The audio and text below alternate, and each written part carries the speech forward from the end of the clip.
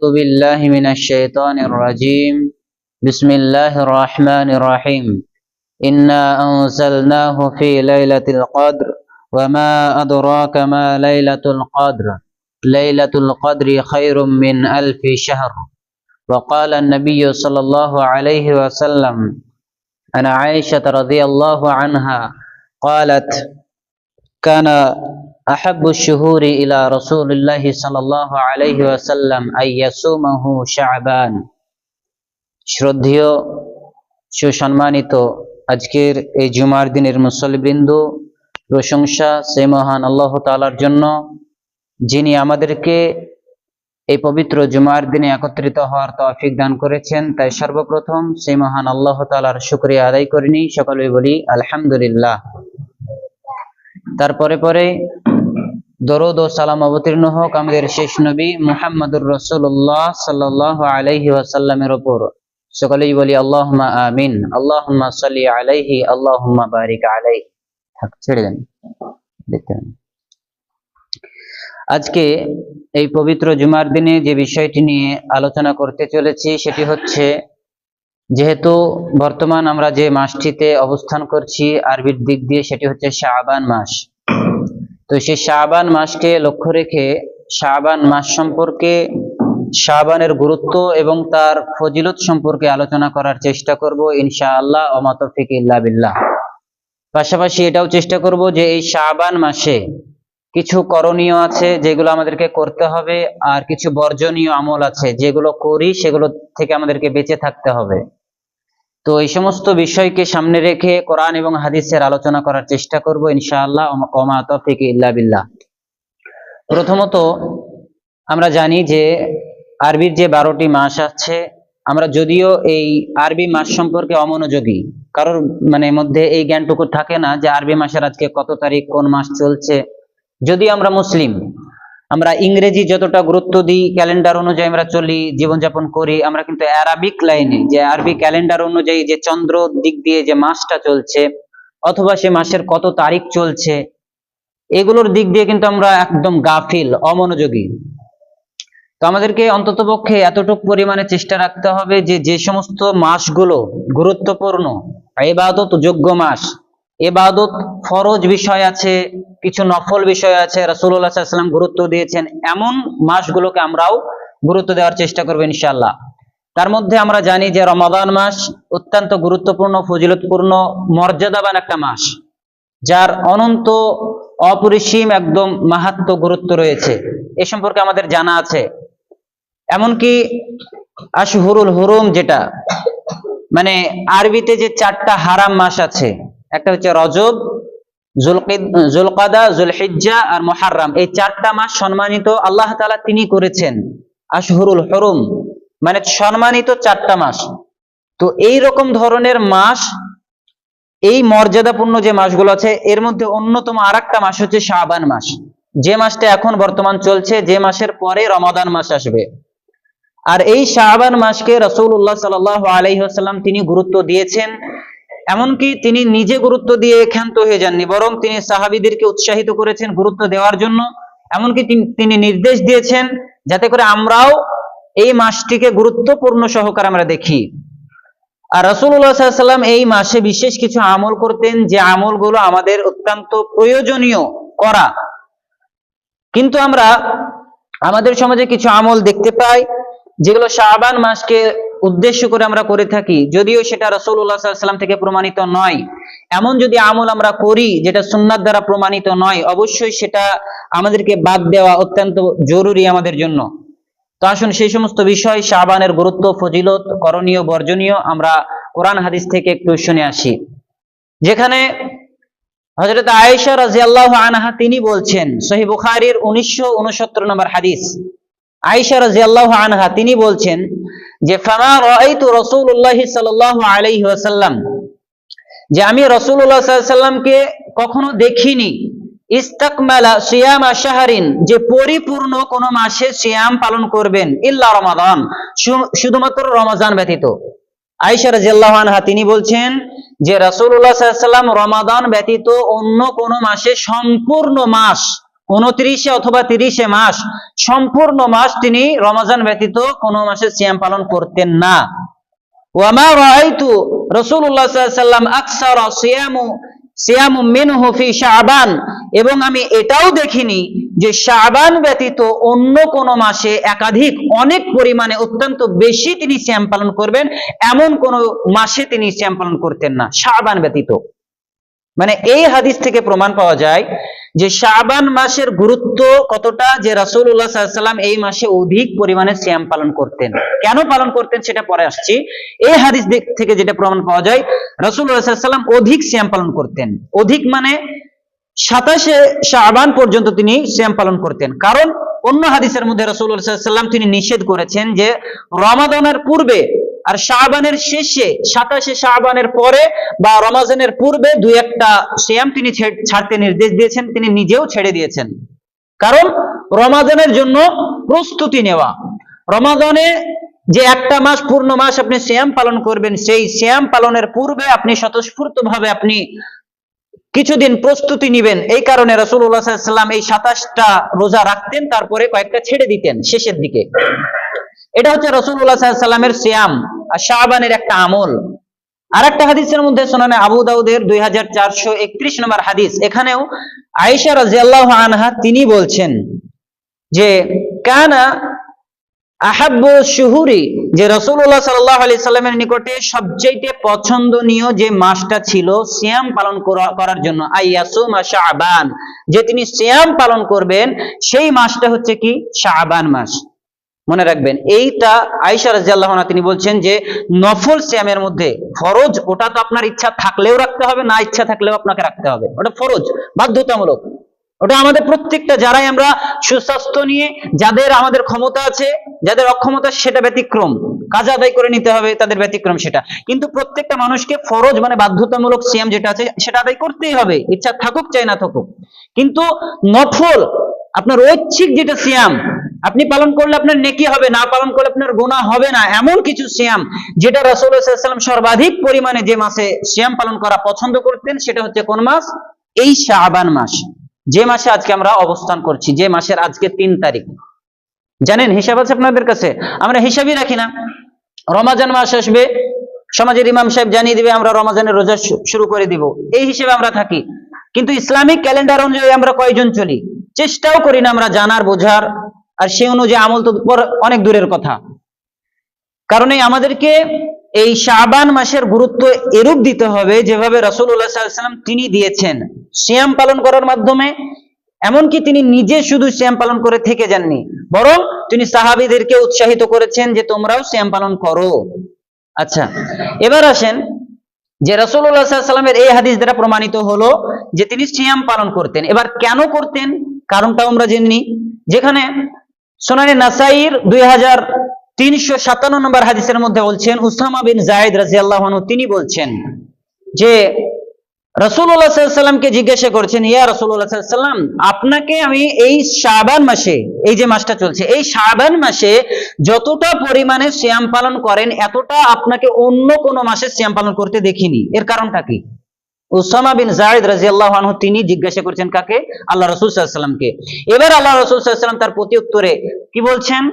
বলছেন যে যাকা শাহরুন, এটা এমন একটা মাস, আল্লাহ রাসূল বলছেন যে এটা এমন একটা মাস, ইয়াগফালুন নাস মিনহুম, যে মাস সম্পর্কে মানুষ গাফিল থাকে, অমনোযোগী থাকে, মানুষ গাফিল থাকে এই মাস সম্পর্কে।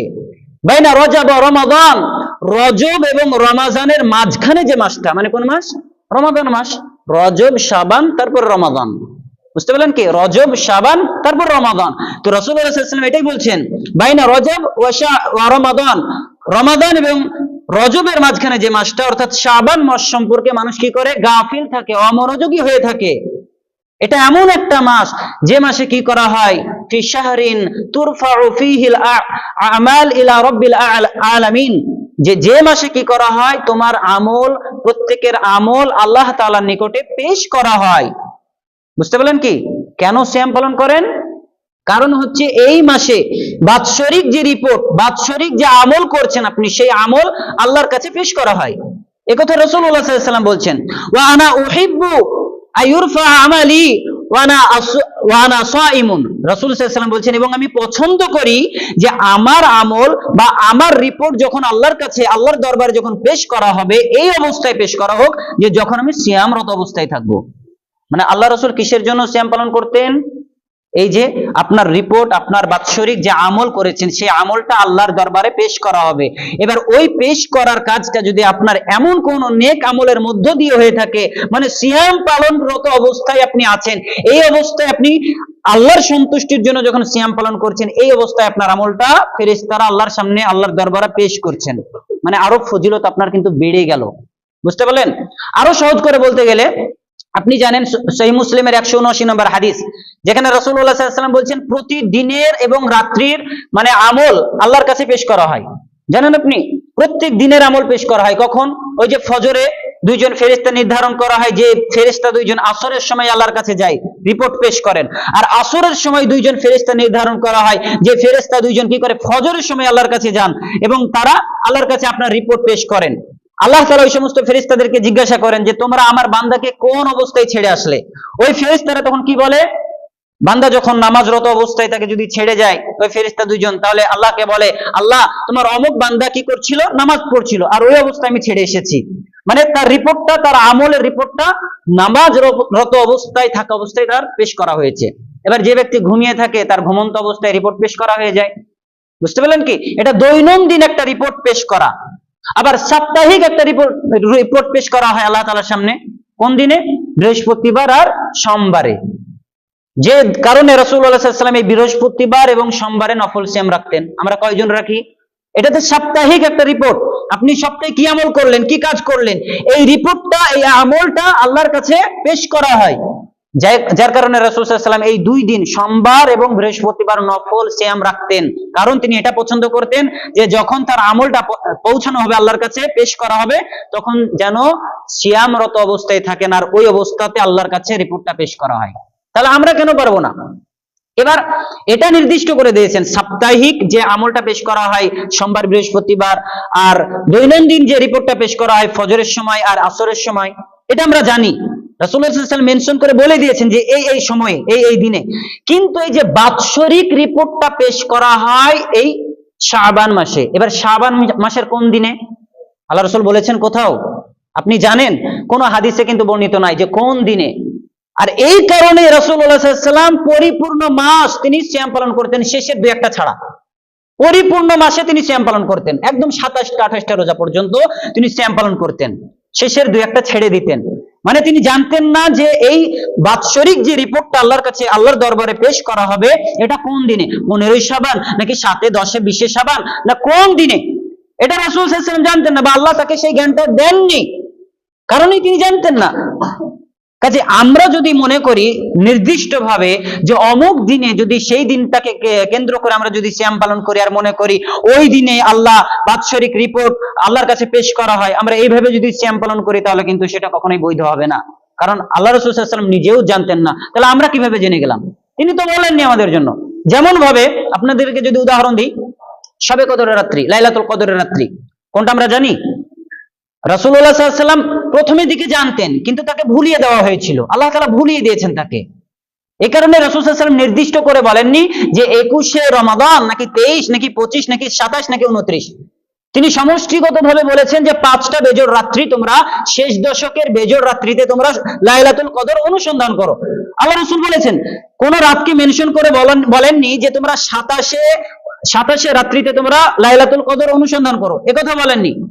এবার আমরা যদি লাইলাতুল কদর অনুসন্ধান না করে আমরা কোনো একটা রাত্রিকে মানে কেন্দ্র করে যদি সেই রাত্রিকে প্রাধান্য দিই যে এই রাতটাই হচ্ছে লাইলাতুল কদরের রাত, তাহলে হবে না। কারণ আপনাকে বলা হয়েছে, আপনি জানেন না, আপনাকে বলা হয়নি যে সেই লাইলাতুল কদরের রাত্রিটি কোন রাত, বলা হয়নি। এই কারণে আমাদেরকে 5টা বেজোড় রাত্রিকেই সমানভাবে জেগে আমাদেরকে ইবাদত বন্দেগী করতে হবে। হতে পারে কোনো একটা হয়ে যাবে। তো ওইরকম ভাবে আল্লাহ রাসূল সাল্লাল্লাহু আলাইহি ওয়াসাল্লাম জানতেন না, বা তাকে এই জ্ঞানটুকু দেওয়া হয়নি যে এই শাবান মাসে যে বাৎসরিক রিপোর্ট আল্লাহর কাছে পেশ করা হবে সেটা কোন দিনে, কোন তারিখে, কোন রাত্রিতে, এটা তাকে বলা হয়নি। কাজে আমরা যদি মনে করি সেটা একটা নির্দিষ্ট একটা দিন, সেই দিনে আমরা সিয়াম পালন করব আর সেই দিনে আমরা বেশি বেশি ইবাদত করব, তাহলে কিন্তু কখনোই সেটা উচিত হবে না আমাদের জন্য। সম্মানিত উপস্থিতি, এই জন্যই ওই যে হাদিসটা বললাম যে রাসূলুল্লাহ সাল্লাল্লাহু আলাইহি ওয়াসাল্লাম শাবান মাসে বেশি পরিমাণে সিয়াম পালন করতেন। কেন? কারণ হচ্ছে এই দিনে বা এই মাসে আল্লাহ তাআলার নিকটে বাৎসরিক রিপোর্ট পেশ করা হয়, আর রাসূল সাল্লাল্লাহু আলাইহি ওয়াসাল্লাম তিনি সর্বাধিক পরিমাণে এই শাবান মাসে সিয়াম পালন করাকে পছন্দ করতেন। ঠিক আছে, এবার আমরা আসি যে শাবান মাসকে আল্লাহ রাসূল সাল্লাল্লাহু আলাইহি ওয়াসাল্লাম যেহেতু নির্দিষ্ট করেননি কোনো দিনে সিয়াম পালন করাকে, আমরা যারা 15ই শাবান বা নিসফে শাবানকে মর্যাদা দিই বা প্রাধান্য দিয়ে আমরা গুরুত্বপূর্ণ সহকারে ইবাদত করি, সিয়াম পালন করি, অন্য দিনে করি না। এবার আপনাদের জন্য কিছু কথা, অনেক আমরা আহলে হাদিস দাবি করলেও কিন্তু আমাদের মধ্যে এই বিভ্রান্তিকর কথাগুলো বা আমলগুলো আমাদের মধ্যে ঢুকে থাকে। বললে আবার মানুষ রেগে যায় যে বাপদাদার আমল থেকে করে আসছি, আর আজকে কোত্থেকে কোন মৌলবি চলে আসলো, বেদাত বলে চলে গেল, আর আমাদেরকে মেনে নিতে হবে, এরকম বলে থাকে। কিন্তু আসলে আমরা যাচাই করার চেষ্টা করি না যে আমলটা আমরা করছি সেই আমলটা কতটুকু সুন্নাহ দ্বারা প্রমাণিত, কতটুকু হাদিস বা রাসূলুল্লাহ সাল্লাল্লাহু আলাইহি ওয়াসাল্লামের পদ্ধতি অনুযায়ী আমরা করে আসছি, সেটা আমরা কেউ যাচাই করি না। আমরা শুধুমাত্র এতটুকু দেখি আমার বাপদাদারা করেছিল কিনা, আমার পূর্বপুরুষেরা করেছিল কিনা। তো তারা যদি করে থাকে তাহলে আমরাও করব, তারা যদি না করে আমরাও করব না। তো এরকম আকীদা যদি আপনার হয়, বিশ্বাস যদি এরকম হয়, তাহলে আমল করে কোনো কাজে আসবে না।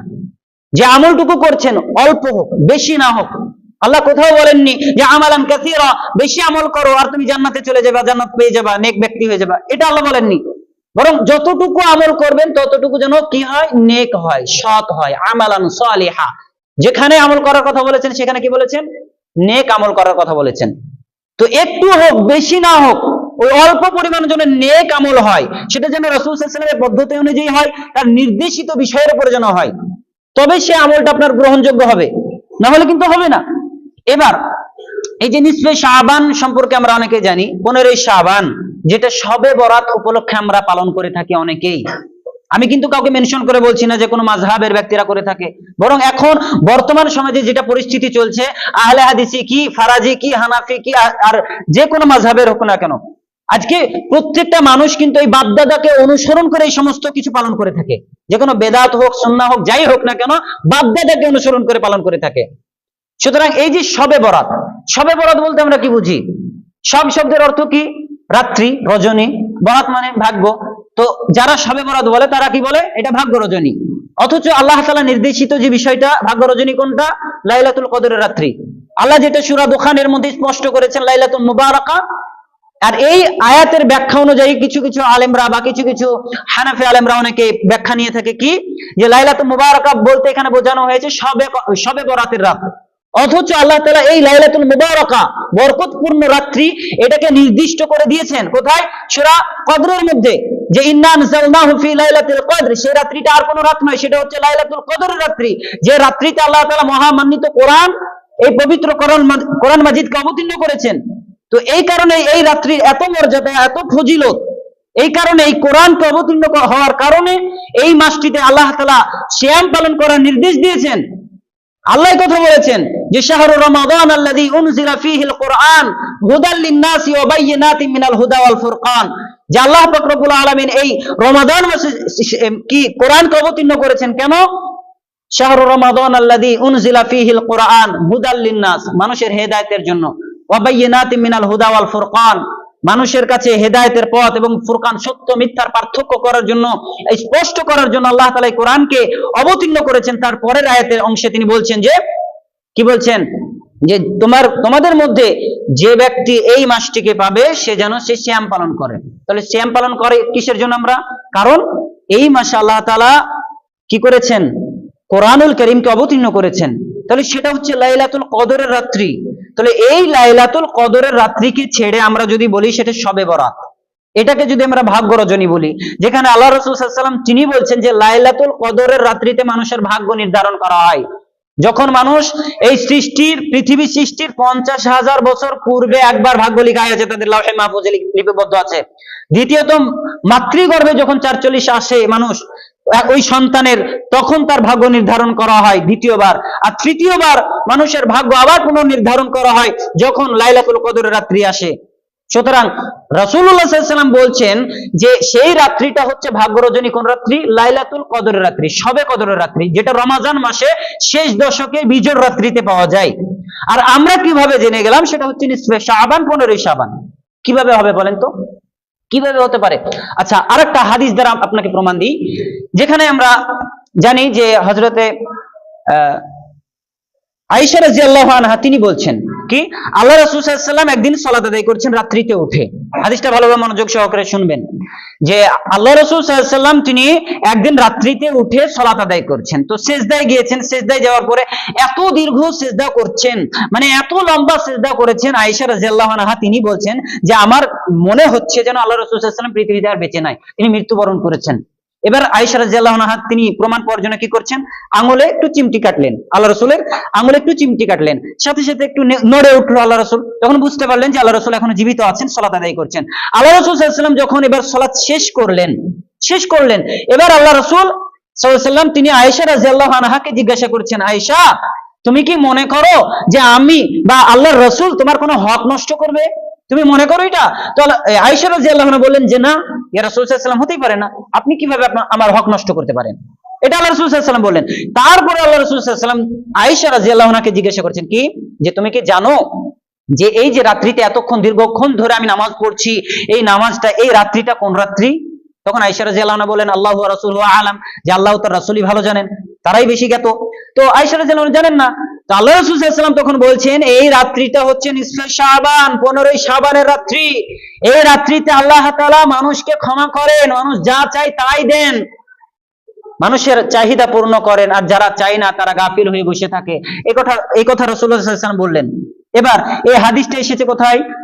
শুবুল ঈমান লিল বাইহাকি, বাইহাকিতে হাদিসটি এসেছে। আর ইমাম বাইহাকি রাহিমাহুল্লাহ তিনি ওই হাদিসটা নিয়ে আসার পরে তিনি নিজেই বলেছেন যে মুরসালুন জাইয়িদুন, এই হাদিসটা মুরসাল। আর মুরসাল হাদিস কখন গ্রহণযোগ্য হতে পারে? মুরসাল হাদিস কাকে বলে? আমরা যদিও সনদ সম্পর্কে কোনো জ্ঞানই রাখি না, হাদিস হয়তো শুনে শুনে আমরা জেনে যাই, মুখস্থ করে নিই, এরকম হয়, কিন্তু সনদ সম্পর্কে কয়জন জানি? সনদ যেটা রাবীদের ধারাবাহিকতা, যে রাবীরা বর্ণনা করে তাদেরকে, ওই বর্ণনাকারী রাবীদেরকে বলা হয় সনদ। একটা হচ্ছে সনদ আর একটা হচ্ছে মাতান। ওই মাতানের যে বিষয়টা আমরা বলি, মূল ইবারতটা হাদিসের, সেটা হচ্ছে মাতান, যেটা আমরা জানি বা শুনে আসি, সব আলেমরাও বর্ণনা করে, কিন্তু সনদ সম্পর্কে আমরা কেউ জানি না। এই যে হাদিসে মুরসাল, সনদে বর্ণিত হাদিস, মুরসাল কাকে বলে আপনাকে ছোট্ট করে বুঝিয়ে দিই। যে হাদিসে আল্লাহ রাসূল সাল্লাল্লাহু আলাইহি ওয়াসাল্লাম একটা কথা বলছেন, সেই কথাটা শুনছে কে? সাহাবীরা কথা বলছেন, শুনছে কে? তাবেঈনরা। তাবেঈরা এবার যখন বলছে, শুনছে কারা? তাবেঈনরা। ওই তাবেঈনরা যে কথাটা বলছে, শুনছে কারা? মুহাদ্দিসিন, আলেম ওলামা তারা। এবার একটা হাদিস বর্ণনা করছেন আলেম ওলামারা বা মুহাদ্দিসিন, কোন একটা ইমাম হাদিস বর্ণনা করছেন, এবার সে শুনেছে তাবেঈনের কাছ থেকে, তাবেঈন বর্ণনা করছে তাবেঈনের কাছ থেকে, তাবেঈন বর্ণনা করছে আল্লাহ রাসূলের কাছ থেকে। চলবে এই হাদিস? মাঝখানে কে বাদ গেল? সাহাবী বাদ চলে গেল। তাহলে যে হাদিসের সনদে সাহাবীকে বাদ করে দেয়, একজন তাবেঈ বলছে রাআইতু রাসূলুল্লাহ সাল্লাল্লাহু আলাইহি ওয়াসাল্লাম বা সামি'তু রাসূলুল্লাহ সাল্লাল্লাহু আলাইহি ওয়াসাল্লাম, আমি আল্লাহ রাসূলকে দেখেছি, আমি আল্লাহ রাসূলের কাছে শুনেছি, এমন যদি কোন তাবেঈ বর্ণনা করে, সেটা গ্রহণযোগ্য হবে না। কেন?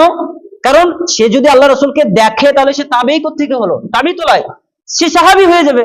কারণ আল্লাহ রাসূল সাল্লাল্লাহু আলাইহি ওয়াসাল্লামের জীবদ্দশায় যে ঈমান এনেছে, যে ওই অবস্থায় মৃত্যুবরণ করেছে, সে হচ্ছে সাহাবী। আর সাহাবীর জীবদ্দশায় যে ব্যক্তি তাকে দেখেছে, আল্লাহ রাসূলকে দেখেনি, সাহাবীর জীবদ্দশায় যে ব্যক্তি সাহাবীর সাথে ঈমান এনেছে, তার উপরেই ঈমানের উপরে মৃত্যুবরণ করেছে, তাকে বলা হয় তাবেঈ। আর তাবেঈকে যে জীবদ্দশায় ঈমান এনেছে এবং সে অবস্থায় মৃত্যুবরণ করেছে, তাকে বলা হয় তাবেঈ।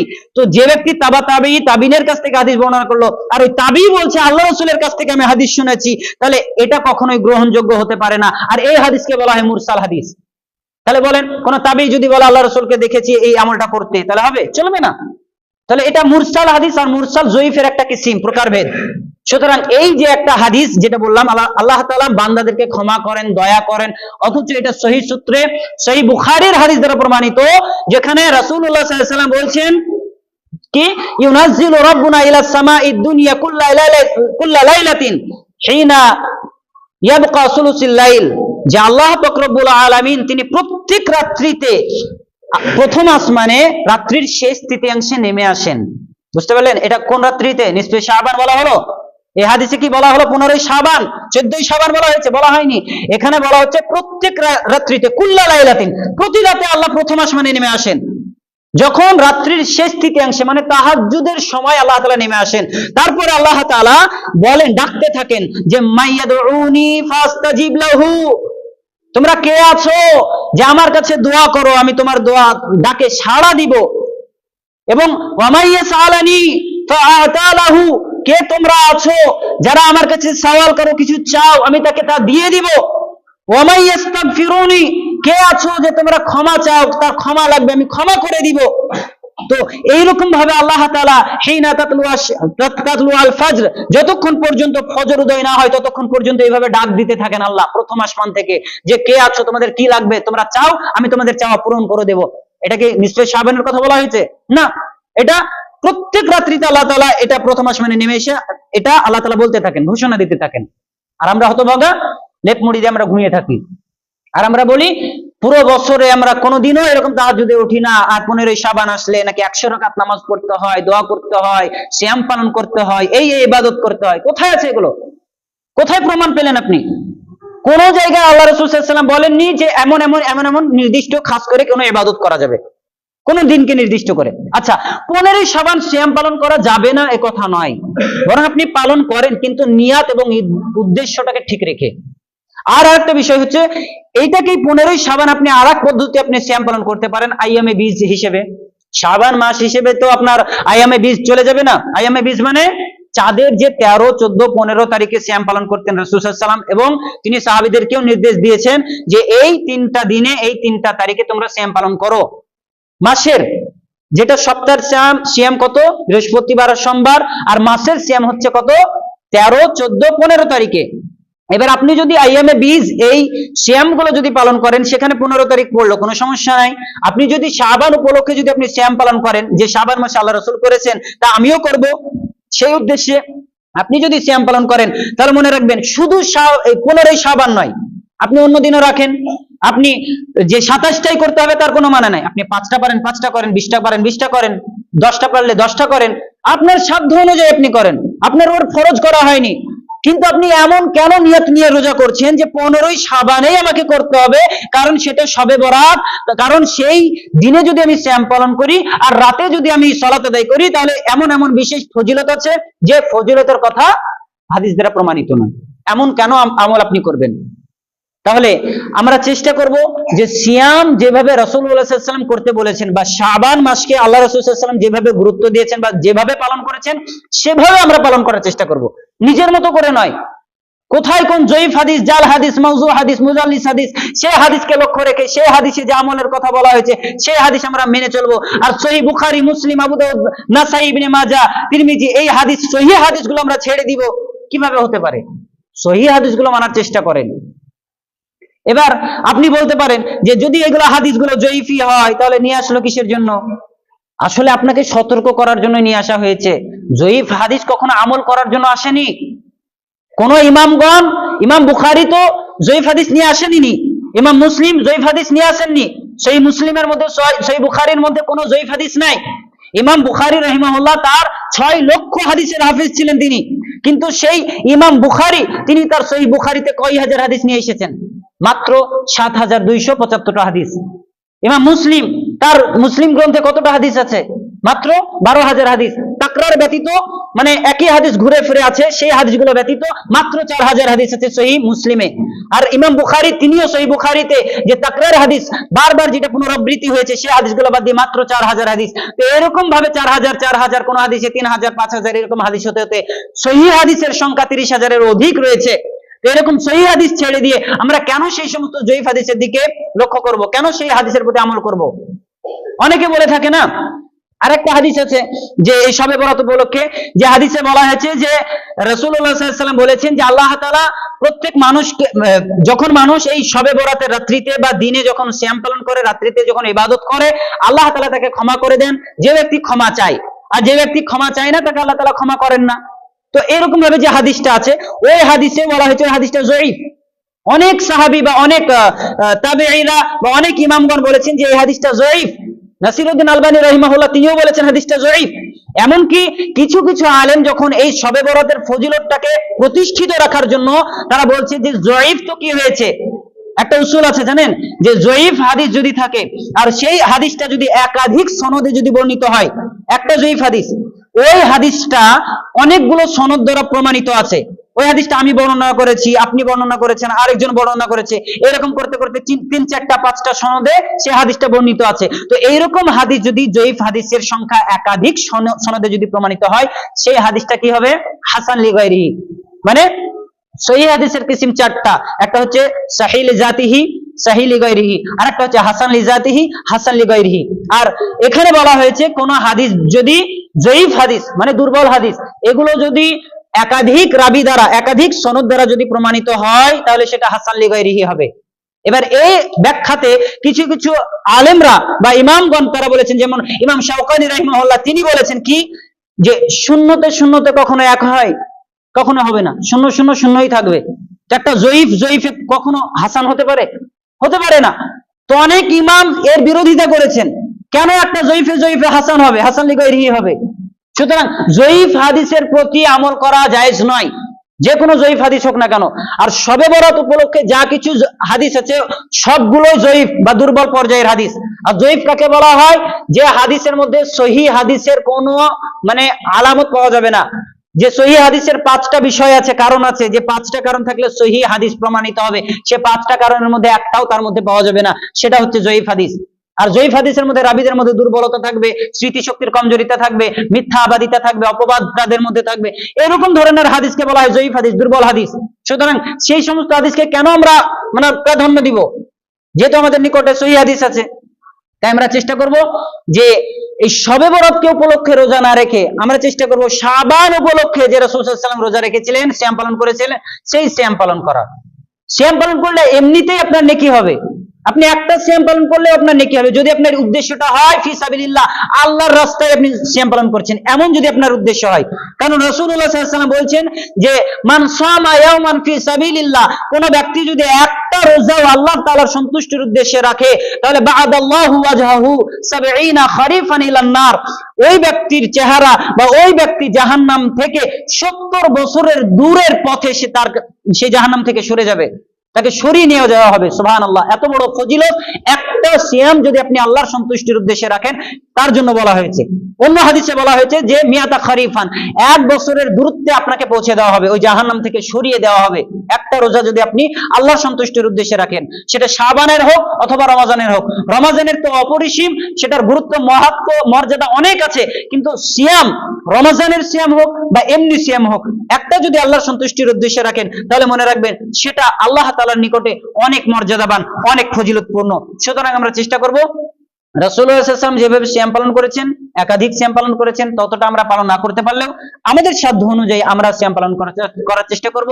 না পারলে না করব, কিন্তু এমন কেউ করব না যে নির্দিষ্ট কোনো দিনকে কেন্দ্র করে হালুয়া রুটি খেতে হবে, ঘর বাড়ি সাজাতে হবে, মসজিদ সাজাতে হবে, এমন কিছু কিছু মানে অনৈতিক কিছু করতে হবে, এমন কিছু আমরা করব না, যেগুলো বেদাতের পর্যায়ে পৌঁছে যায়। আর বেদাত কাকে বলা হয় আপনারা তো জানেন, বলার কিছু প্রয়োজন নাই। যে বেদাত বলা হয় ওই বিষয়টাকে যে দিন মনে করে, ইসলাম মনে করে, শরীয়ত মনে করে, শরীয়তের অংশ মনে করে এমন কিছু আমল করা, এমন কিছু ইবাদত করা যে ইবাদতের কোনো ভিত্তি ইসলামে নাই, নেকির উদ্দেশ্যে কিছু আমল করা যার ভিত্তি ইসলাম বা রাসূলুল্লাহ সাল্লাল্লাহু আলাইহি ওয়াসাল্লাম থেকে প্রমাণিত নয়, এমন কিছু আমল করাকে বেদাত বলা হয়, নতুন কিছু আবিষ্কৃত বিষয়কে। সুতরাং এই সমস্ত বিষয়াদি যা কিছু বেদাতের সংশ্লিষ্ট বিষয়, সেগুলো থেকে আমরা বেঁচে থাকার চেষ্টা করব। এবং রাসূলুল্লাহ সাল্লাল্লাহু আলাইহি ওয়াসাল্লামের সুন্নাহ দ্বারা যে প্রমাণিত আছে, তার সুন্নাত মোতাবেক, তার পদ্ধতি অনুযায়ী আমরা সেই অনুযায়ী আমল করার চেষ্টা করব ইনশাআল্লাহ। আল্লাহ তাআলার কাছে পরিশেষে দোয়া করি, আল্লাহ তাআলা আমাদেরকে সকলকে যেন এই শাবান মাসকে মূল্যায়ন করার তৌফিক দান করুক, আল্লাহুম্মা আমিন। আমরা যেন সকলেই এই শাবান মাসে গুরুত্ব দিয়ে এই শাবান মাসে অধিক পরিমাণে সিয়াম রাখতে পারি, সেই তৌফিক আল্লাহ তাআলা আমাদেরকে দান করুক, আল্লাহুম্মা আমিন। আর এই মাসে অধিক পরিমাণে সিয়াম পালন করার আরেকটা উদ্দেশ্য আছে, যেটা রমাজানের প্রস্তুতি স্বরূপ। রমাজানের প্রস্তুতি নেওয়ার জন্য এই মাসে অনেক কিছু গুরুত্বপূর্ণ আমল আছে, যেমন সিয়াম পালন করলেন, আল্লাহর কাছে তওবা ইস্তেগফার করলেন, বেশি বেশি আপনি নফল সিয়াম পালন, নফল সালাত আদায় করতে পারেন, এমনি আপনি আল্লাহ তাআলা সন্তুষ্টির উদ্দেশ্যে করেন, আপনি কোনো সমস্যা নাই, ইস্তেগফার করেন, তওবা করেন। কারণ রমাদান মাস সামনে আসছে, সেই অনুযায়ী আপনি প্রস্তুতি নেন, যাতে রমাদান মাসে কোনো রকম গুনাহ না থাকে, সেই গুনাহগুলো এই মাসে আপনি মোচন করে নেন আল্লাহর কাছে ইস্তেগফার করে। এটাই উদ্দেশ্য শাবান মাসে সিয়াম পালন করা। আর শাবান মাসে আপনার রিপোর্ট পেশ করা হয়, সেই হিসেবে আপনি